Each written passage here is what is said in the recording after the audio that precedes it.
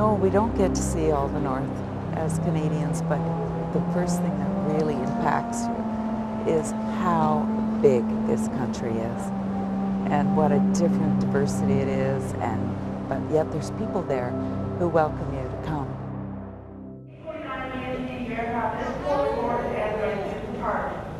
It's 5 a.m. on a summer morning, and AnnE Zimmerman is leaving Edmonton for the weekend.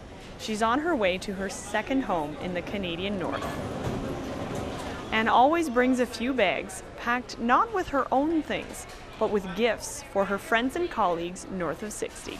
My name is AnnE Zimmerman, and I'm the Executive Director of On Eagle's Wings Ecumenical Ministries.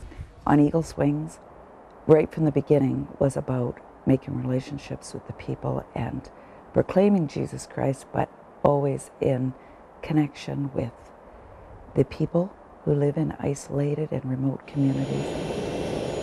It's been a while. It's my first time this summer, and so I'm anxious to see the volunteers who are already up there and see how everything's been going.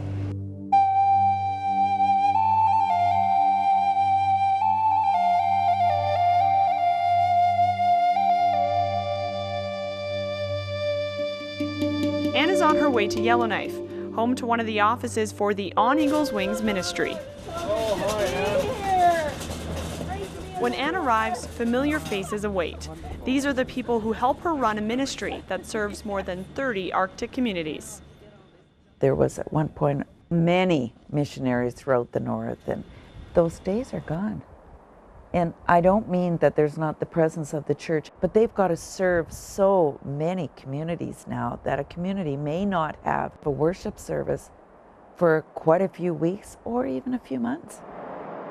On Eagle's Wings serves small communities in northern Canada with children's Bible schools, pastoral care, and training for local Christian leaders. Staff only go where they're invited.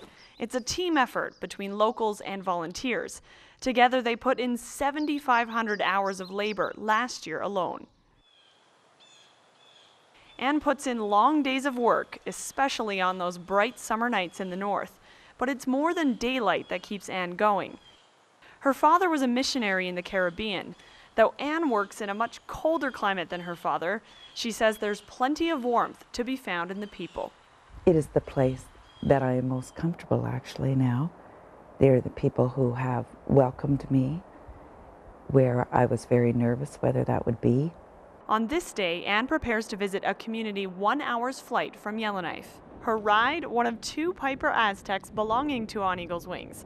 They were donated, and so is the time pilot Will Brander spends in the cockpit. It's always been a dream of mine since I was very young to be involved in missionary aviation. And I always kind of expected I'd go somewhere exotic like the jungles of Africa or something like that. Clear. Will first ventured north when he was hired as a commercial pilot. Then someone told him about On Eagle's Wings. Now Will uses his free time to fly volunteers and resources all over the north. Sure, it's no African jungle, but it's close enough for Will. It's just wonderful. The North is so diverse and beautiful. As a pilot, I'm able to use my skill set to serve the people of the North.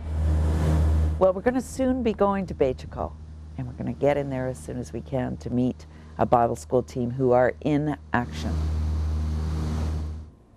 Bechoko is home to approximately 1,700 people of the Dene tribe. They have a strong sense of culture. Many families still live off the land through hunting and fishing. The local language, Dogrib, is taught in the schools. The pace of life here is slow, so when Bible school comes to town, kids are lined up out the door.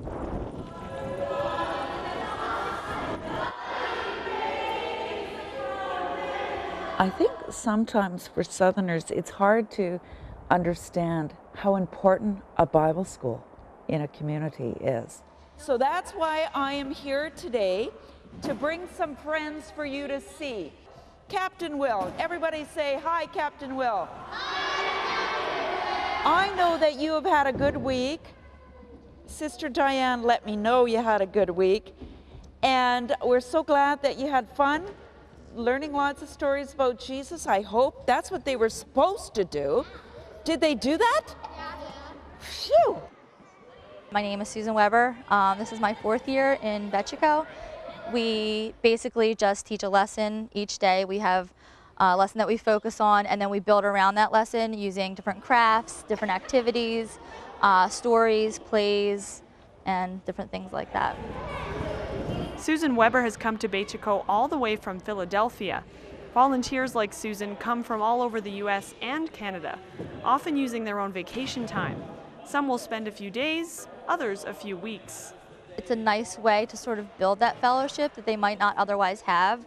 When you think that perhaps in a northern community there may not be any Sunday school going on throughout the year, and all of a sudden a Bible school comes to town, and sometimes you can feel like the newest circus come to town. But it is an exciting time. Good, I have a lot of fun, and I make lots of craft and make friends. I learned about Jesus when he helped a guy beside an old tree and he was blind. I like most is making bags, beads, and songs. They've got a lot of pent-up energy like most kids, but there are still cultural differences. That's why the On Eagles Wings curriculum has been developed in partnership with local leaders. If we're doing a Bible study about Jesus going into the wilderness or something, well, let's find out what it was like for your grandma and grandpa when they were going out on the land and traveling on the land. And so try to do those kinds of connections as much as possible. Beyond sharing the gospel with children in the north, On Eagles Wings also shares resources. Roger Plouffe is packing 140 pounds of craft supplies for another Bible camp. I'm getting ready to go to Resolute Bay and eventually, maybe sooner than later, to Grise Fiord, the 2 northernmost communities in North America. We bring all our gear, all the crafts, most of the time food. This time I won't have space for food, so my food bill will be high because the food's much more expensive up there. And anything else we need, like the bags. The communities themselves, the people are just phenomenal.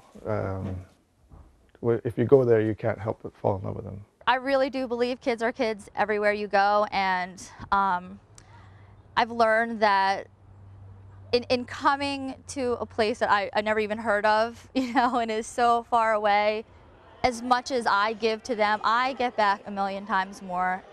It's tough to say goodbye, but it's not the last time they'll see each other.